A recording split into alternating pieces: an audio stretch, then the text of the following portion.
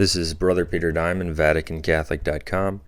We were recently conversing with a defender of Benedict XVI, and you can read the emails in the e-exchanges section of our website. We were pointing out to him that there have been anti-popes in church history, that the church teaches that heretics cannot be valid popes. Even though he acted like he did, this individual did not understand almost anything about Catholic teaching or Catholic history. He argued that God will always protect the authoritative teaching of a true pope. That's true. But then he said that God will also protect anti-popes from teaching any error, and that's utterly false. He didn't seem to realize that anti-popes are not true popes. They are men who were not validly elected and never sat in the chair of Peter. Hence, God does not need to protect their actions, because their actions and their teachings cannot impact the infallibility of the papal office. And while he had no idea what an anti-pope was, he was unwilling to listen to the facts from Catholic teaching that would have shown him the truth on these matters. It's another example of pride and bad will. But in the course of the discussion, he tried to argue from the case of Rodrigo Borgia, who was Pope Alexander VI. Alexander VI was one of the most notorious popes in church history. When he was a cardinal, Rodrigo Borgia fathered children. When he was pope, he engaged in outrageous nepotism and demonstrated immorality in other ways. However, Alexander VI was not a public heretic, so there's no comparison to Benedict XVI. Benedict XVI is a public heretic, and since heresy expels one from the church, a heretic cannot be a pope. But someone who is simply immoral, but not a heretic, could be a pope, because immorality without heresy does not expel you from the church. Immorality will send someone to hell. It will make him a bad person. But the only things that expel one from the church are the sins of heresy, schism, and apostasy, or an excommunication.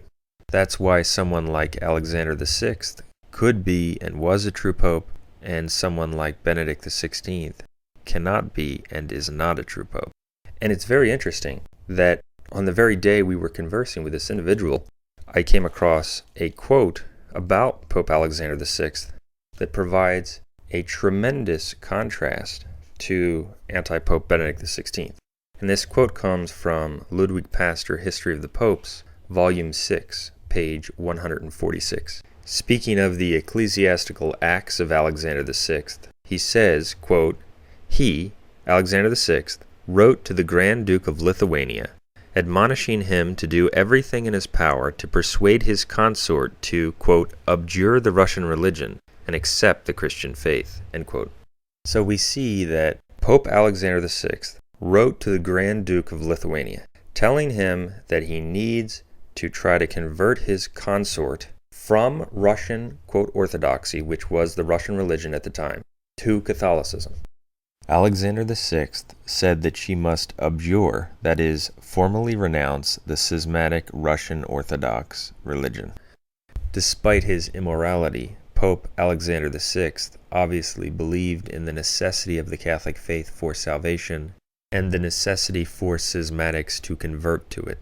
Yet anti-Pope Benedict XVI and the Vatican II sect teach that the Eastern schismatics are already members of the Church. They teach that they do not need to be converted. In his book Principles of Catholic Theology, Benedict XVI explicitly stated that getting them to convert and accept the papacy in Vatican I is not the way for unity. Benedict XVI has rejected the, quote, ecumenism of the return, meaning the necessity for them to convert. Quote, Cardinal Casper, who was put in his position by anti-Pope John Paul II and confirmed in his position by anti-Pope Benedict XVI, stated that, quote, today we no longer understand ecumenism in the sense of a return, by which the others would, quote, be converted and return to being Catholics. This was expressly abandoned by Vatican II, end quote. Benedict XVI echoed these words to non-Catholics on World Youth Day 2005. There have been specific agreements with various, quote, Orthodox schismatic churches, declaring that they do not need to be converted. Benedict XVI consistently lavishes praises on schismatic Orthodox sects of all types. He says that he regards them with esteem, that their leaders go to heaven, that they are servants of the Lord, etc. He rejects the necessity for them to convert. In fact, on our website we have an article in our section called Benedict XVI's Recent Heresies, dealing with heretical statements Benedict XVI made about the Russian, quote, Orthodox Church and the so-called Patriarch of Moscow and of all Russia. Benedict XVI showers praises upon this schismatic. He says that he guides the Church. He refers to him as the lawful head or patriarch of the area, which is heresy because, since they are outside the Church, they cannot rule in the Church. He talks about the deceased Russian schismatic leader as, quote, beloved and, quote, of revered memory, and on and on. So what we have here are two different religions.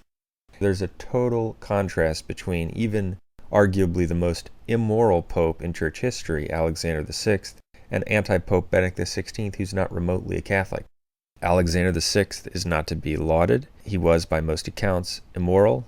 However, he was not a heretic. Benedict XVI is a heretic in 100 different ways. That's why he cannot be a pope and Alexander VI could be. It's also worth noting that Alexander VI frequently made reference to the Council of Florence, which defined that all who die as non-Catholics are not saved. He seemed committed to that council's teaching and was therefore presumably firm on the necessity of the Catholic faith for salvation. Also, it's very interesting that in the conflict with the fiery Dominican preacher Girolamo Savonarola, Alexander VI wanted him silenced, and he wasn't being silenced. So Alexander VI threatened to interdict the entire area where he was preaching.